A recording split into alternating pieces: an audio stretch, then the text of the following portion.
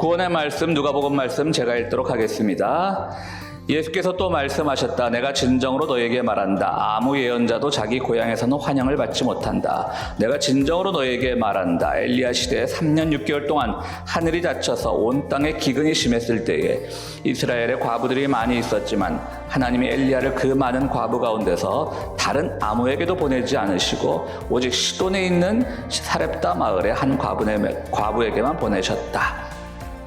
또 예언자 엘리사 시대에 이스라엘에 나병 환자가 많이 있었지만 그들 가운데서 아무도 고침을 받지 못하고 오직 시리아 사람 나아만만이 고침을 받았다. 회당에 모인 사람들은 이 말씀을 듣고서 모두 화가 잔뜩 났다. 그래서 그들은 들고 일어나 예수를 동네 밖으로 내쫓았다.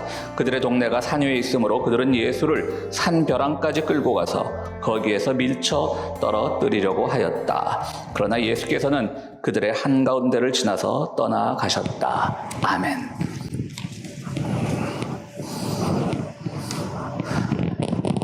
오스트리아, 그러니까 우리가 흔히 호주로 부르는 호주의 원주민 중에 오스톨로이드라고 하는 부족이 있다고 합니다.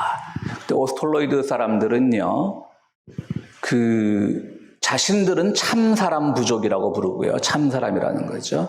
그리고 외지인들, 특히 백인들은 무탄트라고 하고 불렀다고 합니다. 그런데 무탄트는 그 현지인들, 그 원주민들 말로는 현대의학 용어로 90% 쓰자면 돌연변이 그런 말이라고 합니다. 좀 더 심하게 얘기하면 장애자 그런 말인 거죠. 그러니까 자기들은 참 사람이고 그 오스톨로이드족은요. 그리고 외부인들은 돌연변이 혹은 장애자인 무탄트라고 불렀다고 합니다.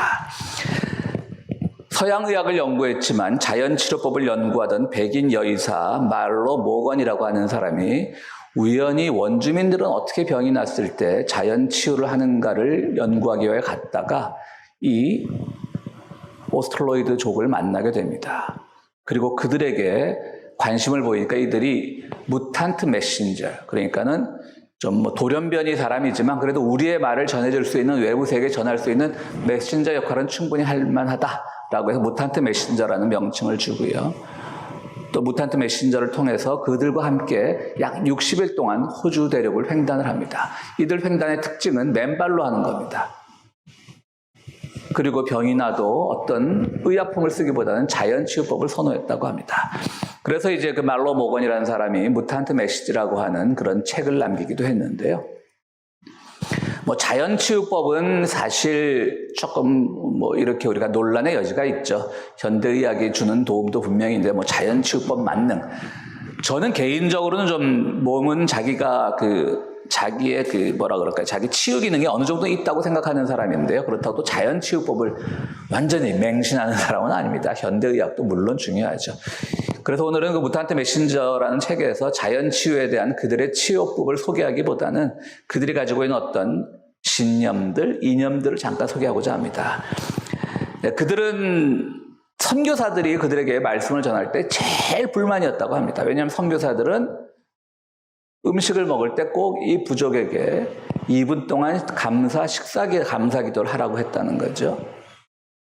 또 선교사들이 하니까 또 시키니까 했죠. 근데 그러면서도 그들은 글로 남겼어요. 참 이상한 사람들이다. 왜 밥만 감사하냐? 세상 모든 일이 감사하고 감사를 그렇게 꼭 시간을 따로 내어서 표현해야 되나? 2분 기도로?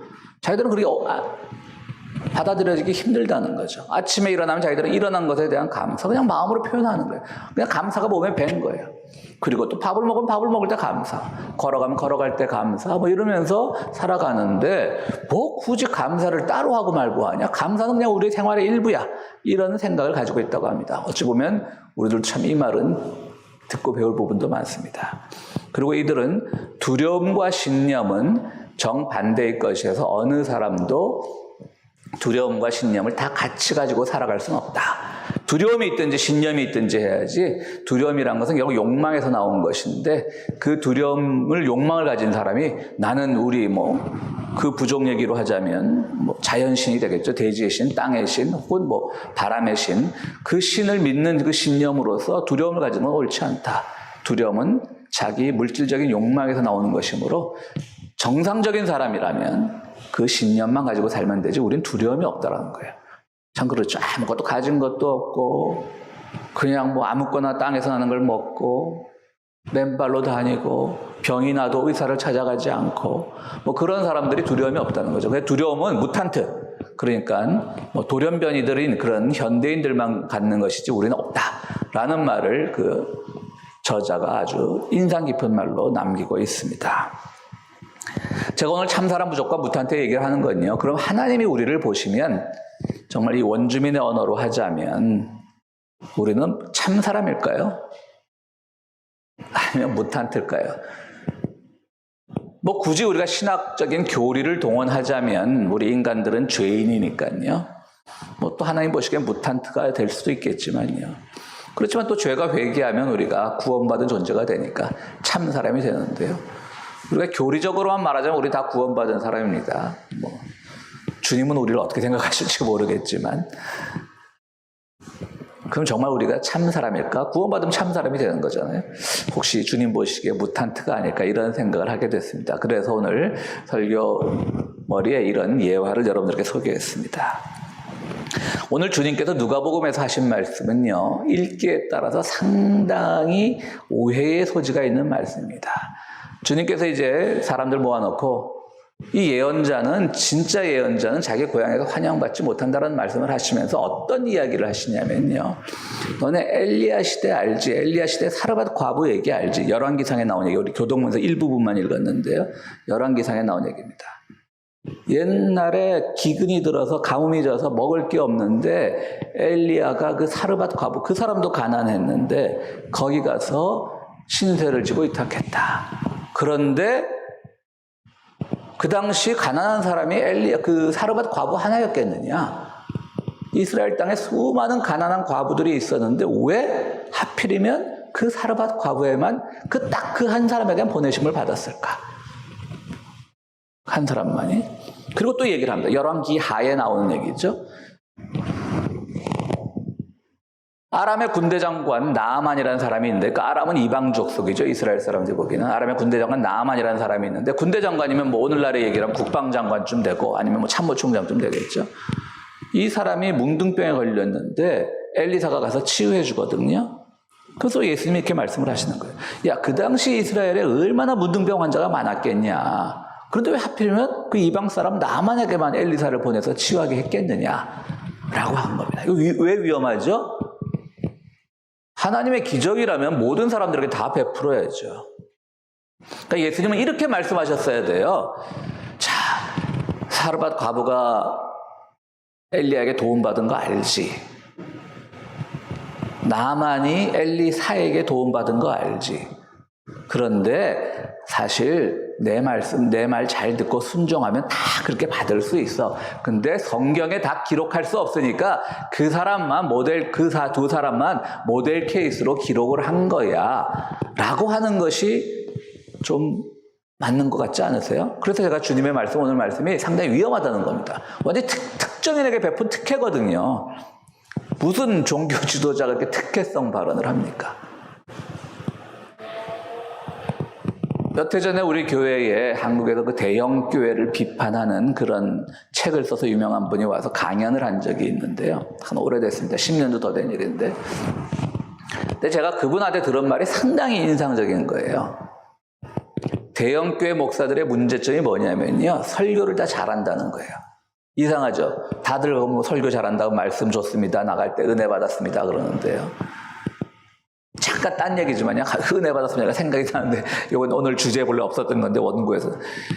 예전에 또 우리 교회 제가 한창 활동할 때 정보부 직원들이 좀 출입을 했습니다. 직원이라기보다는 뭐 통계에 의하면 해외 정보부에서, 그러니까 정직원이 아니라 알바처럼 뛰는 그런 직원들 뭐 수만 명이라 그러잖아요. 근데 정보부 직원인지 어떻게 알았겠어요, 제가?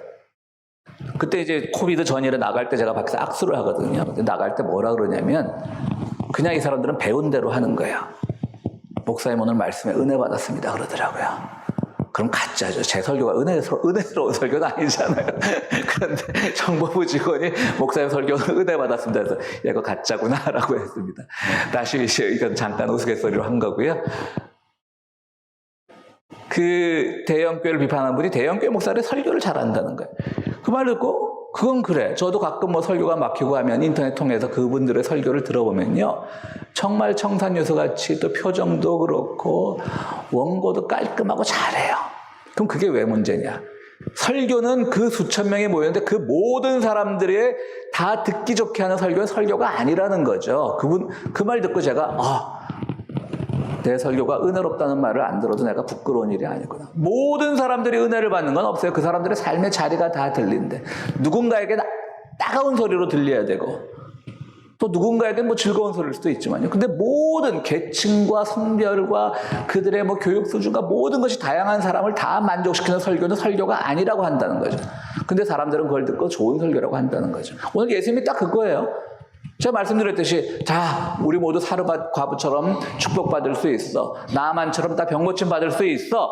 라고 설교를 해야 정상인데 예수님은 그렇게 하지 않으셨어요. 그 딱 한 사람만 간 이유가 뭔지 아세요? 근데 이유 설명 안 하셨어요. 근데 당시 청중들 듣던 사람들도 머리가 나쁜 바보들은 아니었던 것 같아요. 그러니까 화가 났어요. 아니 저게 무슨 하나님의 아들이라고 예언자라고 하는 사람이 무슨 저 따위로 말을 해? 그래갖고 화가 나갖고 그들 동네가 산에 있었대요. 그러니까 벼랑 절벽이 많았겠죠 그 동네. 예수를 막 거기 밀어 떨어 죽이려고 했던 거예요.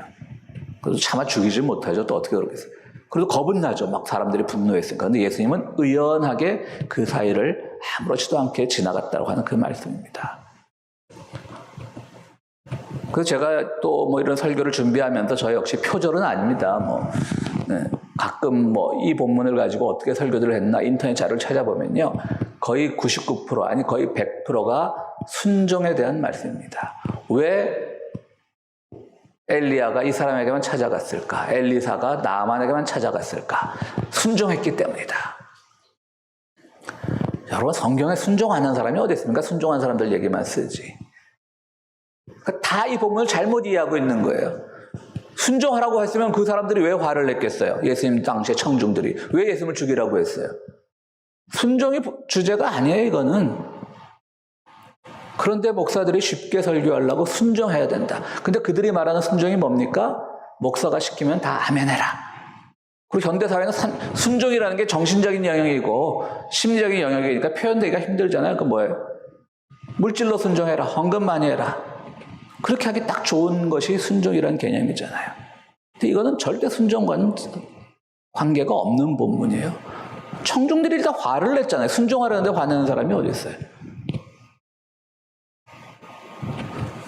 뭐 다 아는 얘기지만 다시 사르밧 과부 얘기를 조금 더 자세히 설명을 하면 엘리야가 이제 아합 왕, 그 당시 최고의 독재자였죠. 아합 왕에게 너 그렇게 독재하던 이 땅에 내가 비가 다시는 안 내리게 할 거야. 내가 비 내려 할 때까지 비는 안 올 거야 라고 예언을 하고 엘리야도 좀 쫄보였던 모양이에요. 도망갔어요. 숨어 지냈어요. 그러다 그릿시네가라고 하는데 숨어 있다가 거기 막 까마귀가 먹을 것도 물어다 주고 그러다 그것도 끝쳤어요.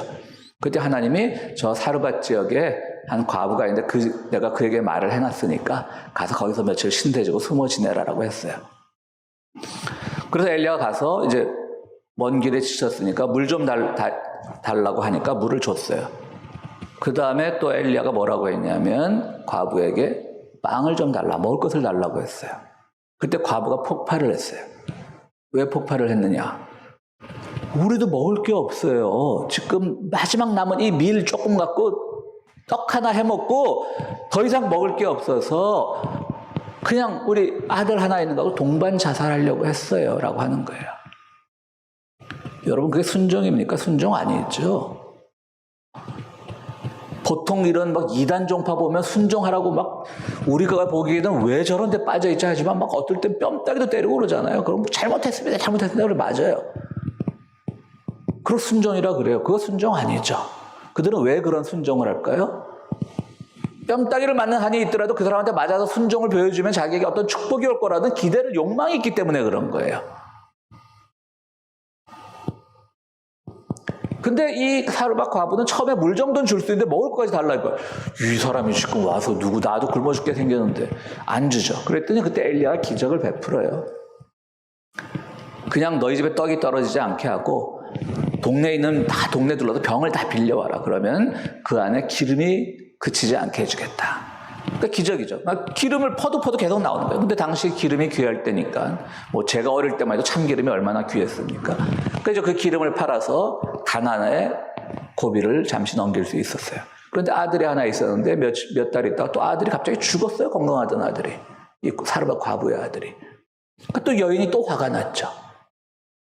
아니 내가 당신한테 뭐 얼마나 베풀었는데 이렇게 나한테 죽음을 주느냐. 그래서 엘리야도 놀랐겠죠. 야 이러다 그래서 정말 무슨 일을 당할지 모르겠다. 자기가 봐도 이상한 거죠. 아니 이런 일이 있나. 그리고 막 온 열과 성을 다해서 안수기도를 해서 결국 아이의 목숨이 돌아왔죠. 이 과정을 보면요. 여인은 무조건 순종하지 않았습니다. 자기 하고 싶은 말을 했습니다. 우리도 먹을 것이 없어요. 당신 예언자라고 함부로 달라고 그러지 마세요. 근데 결국 뭐 예언자의 도움으로 기적이 일어나서 먹고 살게 됐어요. 근데 아들이 갑자기 죽었어요. 당신 왜 나한테 왜 이러시는 거예요? 왜 우리 아들 죽어요? 왜 내가 당신을 멀지나 못했길래? 따진 사람이에요. 물어본 사람이에요. 순종한 사람이 아니에요. 특히 중요한 게 뭔지 아세요? 자, 이 여인이 가난을 겪게 된 게 누구 탓이에요? 엘리야 탓이에요. 엘리야가 아합왕과 싸우면서 비 못 오게 해갖고 이 땅에 기근이 되니까 이 엘리야 탓이에요. 그러니까 이미 그 소문이 났겠죠. 사람들 사이에는 야 엘리야가 아합왕하고 싸워서 비가 그쳤대. 근데 여인은 그것까지도 감수하는 거죠. 거기다가 아합왕이 아주 유명한 독재자인데 그야말로 이 반정부 사범, 시국 사범을 숨겨줬다 자기한테 어떤 일을 닥칠지도 모르는데 숨겨주죠. 바로 여인은 그런 점에서 훌륭한 거예요. 일단 그는 무조건 순종하지 않았어요. 자기가 하고 싶은 말을 다 했어요. 그렇지만 마음에 안 들지만 자기가 정의를 위해서 무엇을 해야 되는지, 즉 자기는 굶고 거지가 되고 굶어 죽게 되었지만 그것이 아합왕이라고 하는 독재자와 싸우는 과정에 생겼던 불가피한 일이라는 걸 받아들였던 것이죠. 그리고 자기에게 다가올 위험, 이 범죄자, 아합 입장에서 보기에는 엘리야가 범죄자죠. 범죄자를 숨겨주는 위험도 감수했던 거죠. 바로 예수께서 오늘 그 사람들에게 말한 건 너희가 이 정도가 돼야지, 그 위험을 감수하고 너희들이 다가오는 손해도 감수하고 이 정도가 돼야지 주님이 찾아가실 만한 사람이다. 하나님이 직접 보내실 만한 딱 그 한 사람이 된다라고 말씀을 하신 거예요. 거기 순종이 어디 있어요? 얼마나 위험한 자기 결단이 있었어요. 왜 우리 사회가, 우리 고국 사회가 그렇게 엉터리 같은 대통령을 지금 가끔 보면서 고생하고 있습니까? 사실은 그것은 우리가 흔히 말하는 진보 진영, 민주 진영이란 데도 일말의 책임이 있습니다. 그들은 늘 정의를 얘기하고 사회 평등을 얘기했지만 그들의 것이 손해보는 것은 참지 못했던 것이죠. 물론 전체적으로 보면 이 땅의 보수 세력들이나 우익 세력들이 보여주는 그 타락상에 비하면 진보 세력이 보여주는 건 아주 지극히 일부분이긴 하지만요. 그렇지만 사람들이 체감하기에는 우리 보고 같이 가난하자 그러고 우리 같이 평등하자 그러더니 자기들은 다 챙겼네? 한두 사람만 걸려도 그게 보기 싫은 거죠. 그러니까 폭발을 해버린 거죠. 그것도 옳은 건 아닙니다. 사실은 수량적으로 평가를 해야 되는데 정말 저쪽 진영 사람들이 더 나쁜 짓도 많이 하고 하는데 그렇지만 또 이해는 되는 거죠. 자기 손해를 안 보려고 하고 누군가에게 정의를 함께 나누자고 하면 안 되는 거죠. 그런데 오늘 사르밧 과부 보세요. 자기가 지금 그 엘리야의 그 예언으로 인한 가뭄 때문에 가난했고 먹을 것이 없어졌지만 그 원인 제공자를 자기 집에 받는 그 결단, 내 개인의 손해는 있지만 개인의 이익에서는 큰 차질을 받았지만 그것을 감수해내는 믿음, 그것이 훌륭한 거죠. 그리고 무조건 순종하지 않았고 의문이 가는 데 대해서는 분명히 질문했고 그가 예언자 아니라 예언자 뭐가 됐다 할지라도 당신 지금 나한테 이렇게 물 가져와라 빵 가져와라는 게 옳으냐? 또 그렇게 도와줬는데 내 아들을 죽음에 이르게 한 것이 옳으냐? 물론 그 죽음에 이르게 한 것은 엘리야 탓은 아니지만요. 그러니까요, 하나님이 딱 찾아오는 그 한 사람이 되는 것은 참 어려운 일입니다, 사실은. 근데 대단히 축복스러운 일이죠. 대부분 우리는 하나님을 찾아가죠. 예수님 시대에도 많은 사람들이 예수님을 따라다니지 않습니까?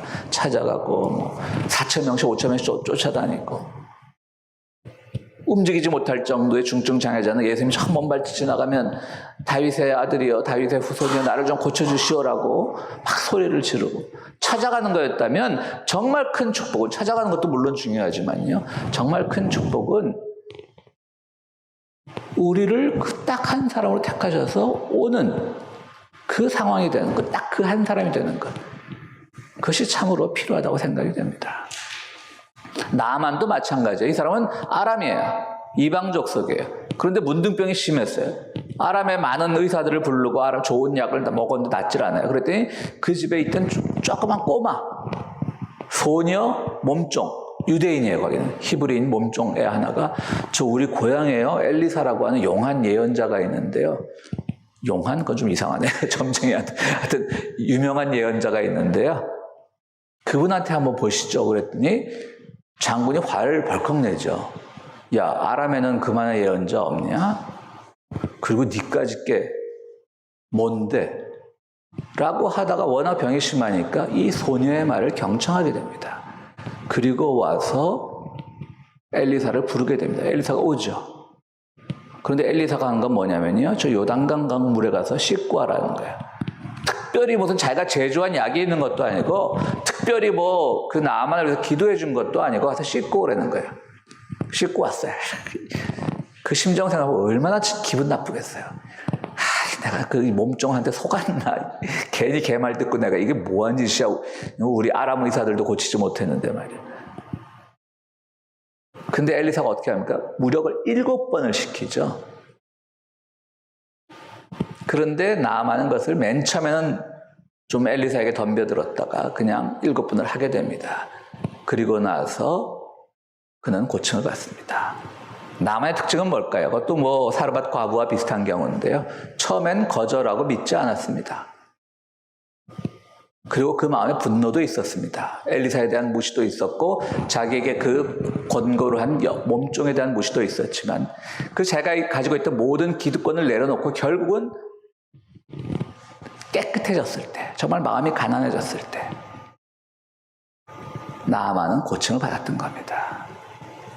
자기가 가지고 있는 기득권 속에서, 자기가 가지고 있는 어떤 고집 속에서, 아집 속에서, 편견 속에서 살아가면 주님이 결코 찾아오지 못합니다. 주님이 찾아올 대상은 아닙니다. 우리가 찾아갈 수 있겠죠. 우리 마음에 편견이 가득하고 아집이 가득하고 우리가 찾아가서 함께 기도할 수는 있겠지만 주님이 예언자를 통하여 딱 보내는 그 한 사람은 될 수 없다는 거죠. 마음에 편견이 가득한데 저 몸종 따위가, 저 우리한테도 꼼짝 못하는 저 이스라엘의 예언자 따위가 나를 고쳐라고 하는 편견을 가지고 있으면 안 되는 거죠. 그래서 다시 오늘 본문을 누가복음 본문이 어떻게 시작하냐면요. 예언자는 고향에서 환영받지 못한다는 말이 그렇게 해서 오늘 본문과 연결이 되는 거예요. 그렇게 시작하잖아요. 오늘 본문은. 예언자는 고향에서 환영받지 못한다. 왜 그럴까요? 자, 우리 뭐 어떤 마을에 어떤 사람이 그 마을 출신인데 성공해서 돌아왔어요. 자, 그럼 마을 사람들이 기뻐합니다. 야, 성공했다. 그리고 딱 일단 성공이라는 그 단어에 눌려서 그 사람한테 꼼짝 못하죠. 앞에서 뭐 동네에서 잔치를 열어주고, 야, 너 정말 잘됐다, 수고한다. 그리고 각자 집에 들어서 뭐라 그러죠? 야, 저거 우리 동네 살 때는 코 질질 흘리고 맨날 뭐 공부도 못하고 그러던 것들이 고생했네. 참 세상 알다가도 모를 일이야. 옆집 사람한테 뭐라 그러죠? 당신 아들은 어릴 때 그렇게 공부 잘하는데 왜 그래? 지금 왜 이 모양으로 살아? 또 옆집 사람도 살살 긁죠. 그런 것들 많죠. 왜 그럴까요? 마음이 가난하지 않아서 그런 거예요. 예언자들은 환영을 못 받는 거예요. 마음이 가난한 사람들은 그가 정말 어릴 때 아무리 뭐 허접하고 그랬을지언정 돌아와서 성공하면 진짜 기뻐해 줘야 되는데 예수님이 그 마을 가면 뭐라 그러겠어요? 저거 맨날 저거 뭐 아버지 따라서 목소리질이나 하고 뭐 제 솔직히 말해서 아버지가 누군지도 모르잖아. 그 말 안 나오겠어요? 그냥 그가 성공해서 훌륭한 예언자가 돼서 돌아왔으면, 오늘날의 얘기로 하면 성공한 기업인이 돼서 돌아왔으면 그의 과거는 묻고 오늘날에 그걸 축하해줘야 되는데 사람들 마음에 항상 그 못된 것들이 있는 거예요. 그러니까 누군가의 출세를, 누군가 와서 바른 말을 하는 예언자가 된 것을 봐내지 못하는 거지. 저 아버지가 누군지도 모르는. 그렇잖아요. 우리는 믿는 사람들이니까 성령으로 잉태됐다고 믿지, 그 동네 사람들이 성령으로 잉태된 사실을 누가 믿었겠어요? 그러니까 그 말이 그렇게 연결이 되는 거예요. 그래서 결국은 오늘 이 주제는요, 마음이 가난한 사람을 주님께서 찾아가셨다는 거예요. 자기 이익 생각하지 않고 위험이 따랐지만 엘리야를 보호했죠, 사르밧 과부는. 또 게다가 그 가난을 일으킨, 어떻게 보면 주범이라고도 할 수 있는 엘리야를, 그 가난을 일으킨 게 정말 자기의 욕망 때문에 그런 게 아니라 어떤 대의, 정의를 세우는 과정에서 생겼던 하는 수 없는 자기가 겪어야 가난이기 때문에 그것을 감수했던 거죠. 그를 찾아갔던 것이고, 군대 장관 나아만은 자기가 그때 모든 편견과 기득권을 다 내려놓았을 때 주님께서 찾아가는 사람이 되었던 겁니다. 그렇습니다. 여러분들 모두가 가난한 마음의 사람이 되어야 됩니다. 우리는 어떤 경우에도 순종이 다가 아닌 겁니다. 우리가 순종은 정말 심지어는 그 이단 종파 지도자처럼 뺨을 때리든지 그냥 가진 재산을 다 가지고 와서 자기들 공동체와 살라고 하든지 그것이 순종이 아닌 거죠. 우리가 말하는 순종에는요, 순종은 보이는 게 아니에요. 근데 다 보이는 순종만을 바라죠, 사람들은. 보이는 게 아니에요. 우리가 정말 어떤 것이 주님이 가르치신 참 진리일까를 배워나가는 것도 순종의 일종이고요. 그 순종을 배우기 위해서 그 안에서는 맹종하는 것이 아니라 때로는 내가 받아들일 수 없으면 따지기도 하고 질문하기도 하고 거기서 결론을 얻고 그 끝에서 하나님의 참 진리를 발견하는 것이야말로 진정한 순종 아니겠습니까? 그런데 이걸 마치 엘리야를 잘 대접해서 여인이 축복받은 것처럼 그런 사람들 많아요. 근데 엘리사 말 잘 들어서 문둥병 나선 것처럼 해석하는 설교들은요, 아닌 겁니다. 이 딱 그 한 사람에 대한 그 말의 의미를 이해를 못했던 것이죠. 사랑하는 성도 여러분, 우리 딱 그 한 사람이 되어야 됩니다. 우리 모두가 대형 교회로 설교자라는 목사들로 심지어는 대형 이단 종파로 찾아가고 몰려드는 사람들은 많지만 오늘 주님이 찾으시는 그 한 사람, 주님이 축복하시기 위하여 찾는 그 한 사람은 발견하기 어려운 시대입니다. 저는 우리 교회 평화의 교회 성도들이 다 딱 그 한 사람이 된이라는 것을 믿습니다. 여러분들 주님이 찾아오시는 그 딱 그 한 사람이 되어서 정말 은총과 축복 속에 살아가는 여러분들이 되시기를 간절히 바랍니다.